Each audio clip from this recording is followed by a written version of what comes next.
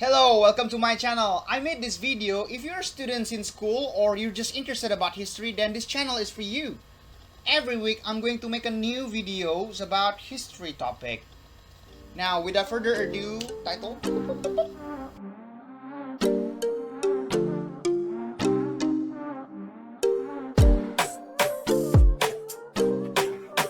And today we're going to talk about the Ten Commandments. Now, what is Ten Commandments? Now, the Ten Commandments is God-given law given to the ancient nations of Israel through Moses, written in a stone tablet on Mount Sinai. The Ten Commandments is part of a 613 law written in the Old Testament, to be exact, in the book of Deuteronomy. So, the Ten Commandments is one of them. Now, the background story about the Ten Commandments. The Ten Commandments, it was given to the ancient nations of Israel as a mark that they are God's people. They are having a covenant with God. They are having a covenant that they got from their father, their grandfather, the great-great-great-great-grandfather, which is which is Abraham. Now, background story. In the beginning, when God created mankind, God created human according to His image in His likeness, with the goal is to share or having a covenant or having a covenantal partnership to co-rule the creations together. Did I say it about like a partnership? It's a covenantal partnership. It's a, what does it mean? I mean, there's an agreement in it. Human have to trust on character of God. Now, human have to trust God the way God defining things, including the what is right, what is wrong, including like what is true, what is wrong. Now, it was being described in that story of the creation according to the book of Genesis, says that God gave only one rule for human at a time, which is they can eat every fruit of every trees in the garden except for one single tree that they cannot eat, which is the fruit from the tree of knowledge of good and evil. Now, if you're thinking like this kind of like tree is apple tree, no, it's not. I think it's just like your Sunday school teachers kind of like make it kind of like more simple for you guys to imagine. I don't think it's apple. Maybe it's durian. I don't know. So that was the rule that they had. That was the rule that God gave. Okay, simple, isn't it? But problem is, Adam and Eve, representing like our humanity, they have a problem with their heart. Their heart is a rebellious heart. So they take the fruit from the forbidden tree and they eat it because they try to define what is right, what is wrong according to their own wisdom, not according to God.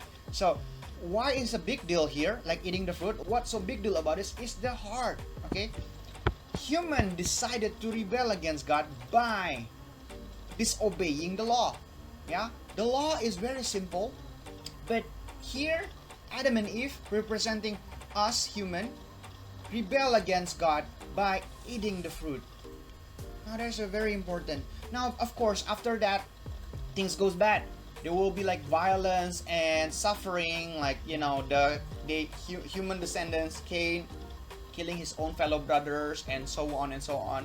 The results of these rebellions is of course being exiled from the garden, and also violence and suffering. God tried to rekindle again the covenant through a covenant with the family of Abraham. Through Abraham, God promised to Abraham that Abraham will be blessed and he will become a great nation, and the other nations in the world will be blessed through his nation, will be blessed through his descendants. That was God's promise. That was God's new covenant. God had an intention already since the beginning itself to restore the broken relationship because of mankind's rebellion. Now, fast forward the story a little bit. Okay, a few chapters later, Abraham's descendant, they end up in Egypt, and they live in Egypt, and somehow the Pharaoh decided to enslave the nations of the Israel. It was a very horrible moment for the Hebrew. And then they plead to God, they pray to God. In fact, they pray to God goes like this, like, oh God of Abraham, oh God of our ancestors, save us. Now, that is kind of like interesting detail. What does that mean? That means the Hebrew, the ancient nations of Israel in Egypt at that time, they almost completely forgot about who they are, about the covenant that God has with Abraham, their ancestor. And then of course they were living in Egypt for way too long, and they were being like dominated with the strong cultures of like the Egyptian culture. Now, if you want to know more about the Egyptian culture, about Egyptian history, I put some like link over there. See, I'll put it over here. Okay, there you go. I make several chapters about the history, about Egyptian history. Check it out. And fast forward the story a little bit. Now, of course, God listened to the Israelites, and God answers. He sent Moses. He sent Moses to save the Israelites. You know what happens next? The 10 plagues, and after that, the Red Sea apart. They're wandering in the desert, manna from heaven, daily bread from heaven, and then like water gushing out from the rock, pillars of fire, pillars of cloud. It's a big thing that they have witnessed with their own eyes. And here comes the particular event when Moses went up to Mount Sinai to receive the commandment from God. As Moses went up, the Israelites, rebellious as they are, as I said earlier in the beginning, it's human nature to rebel against God.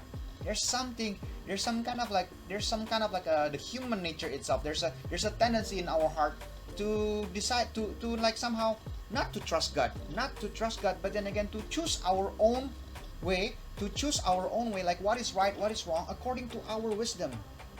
So while Moses went up to Mount Sinai, the Israelites, they carved themselves an idol, and they worshiped the idol that they made with their hands. And when Moses went down from Mount Sinai, he carried like the 10 Commandments, and he was so shocked and he was so horrified because he saw the Israelites now worshiping the idols. There, straight in that moment that the Israelites, they break the first and the second commandment. So what's so special about the 10 Commandments? The 10 Commandments and also like the Torah law was not the only kind of like written law written during the ancient time. There are also written law written during the ancient time. One of the famous one is like the Code of Hammurabi, or the Law of Hammurabi. Now, I think I also again, check my other video about it. Okay, you can about the Code of Hammurabi.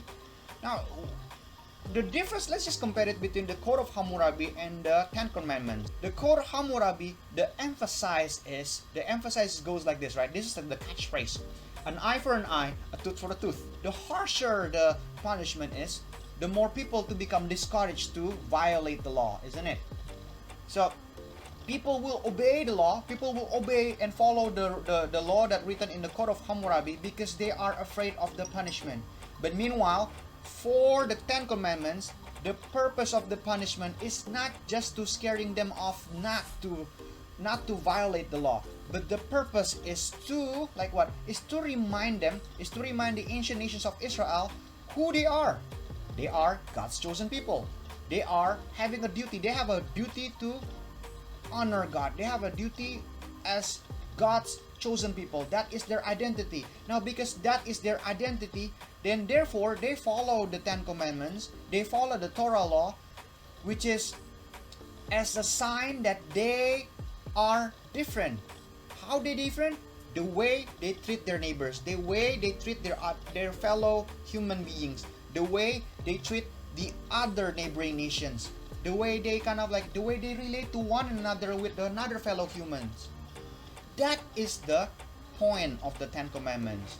So to summarize, the 10 Commandments, the Code of Hammurabi's purpose of the law is, of course, to create orderliness, is to create everybody to follow the law, everybody not hurting each other, but everybody follow because they were afraid of the punishment. But meanwhile, the 10 Commandments, no. Everybody follow because they honor God. If they honor God, then they also honor each other. They will respect each other. They will try not to hurt each other. They will not gonna steal. They will not gonna murder each other. They will not going to do those kind of like nasty things to their neighbors. Alright? So what about today? Do we have to follow the 10 Commandments? As a Christian, do we follow 10 Commandments? The answer is simply no. For simplicity, the answer is no. Why? Because the Ten Commandments, it was written specifically, it was given specifically by God to the ancient nations of Israel. Okay, I'll put like the Bible verse over there, like Deuteronomy. Okay, it was given to Moses specifically to the ancient nations of the Israel. Now, what does it mean? That means we can murder, we can steal, we can violate all of the Ten Commandments? Of course not. That's not the point.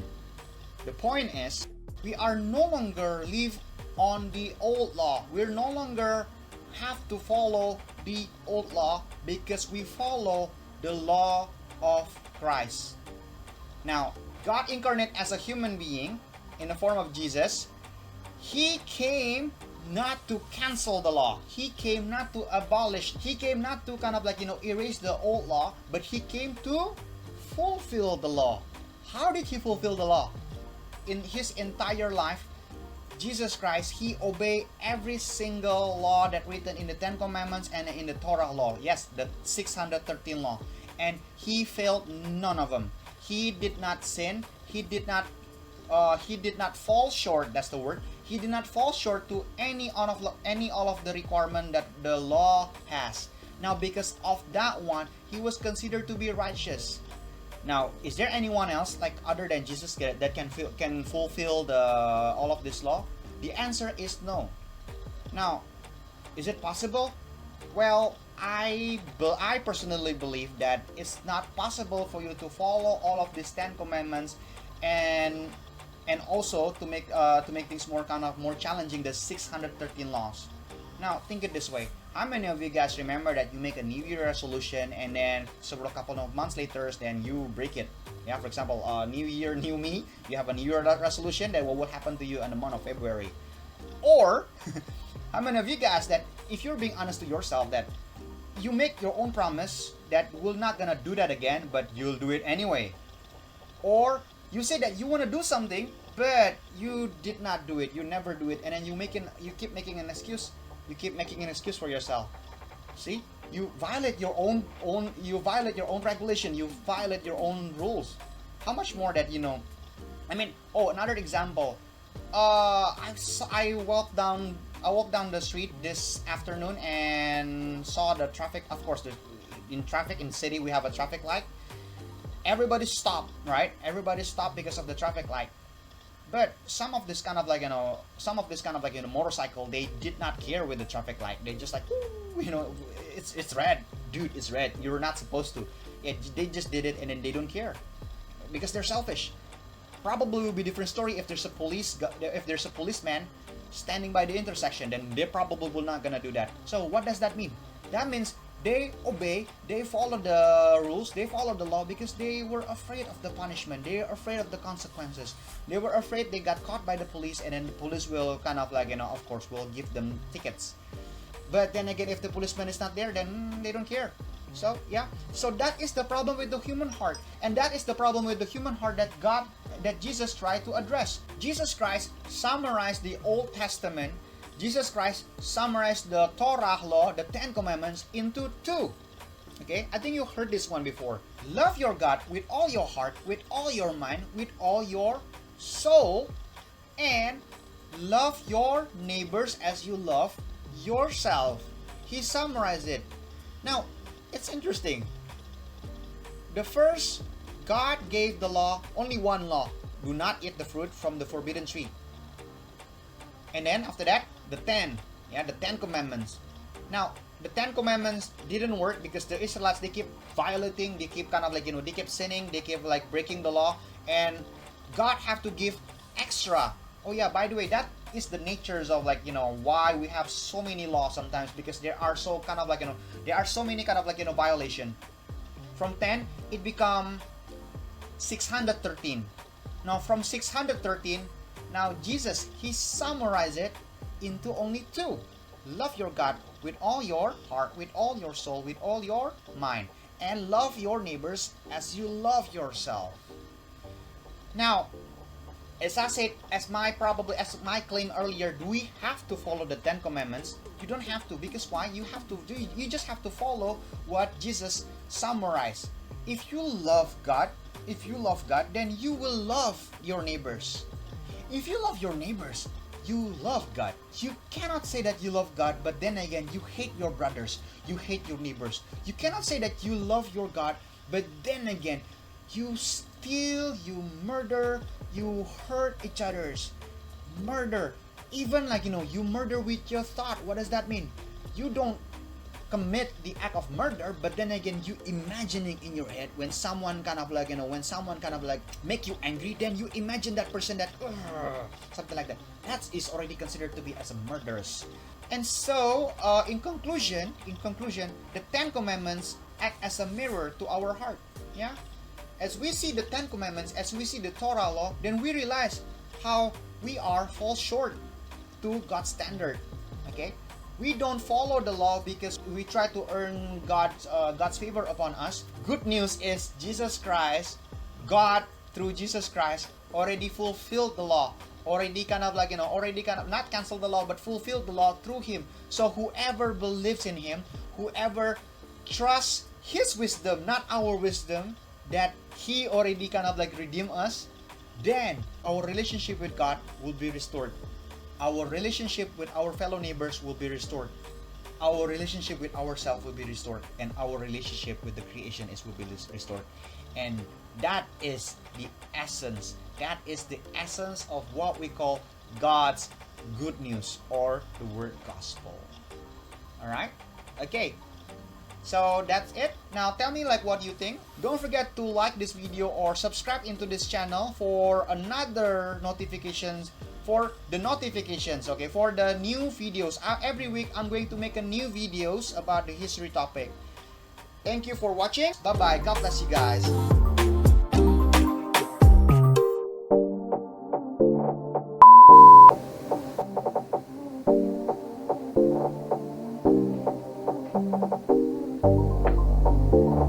Okay, so what's so special about the Ten Commandments?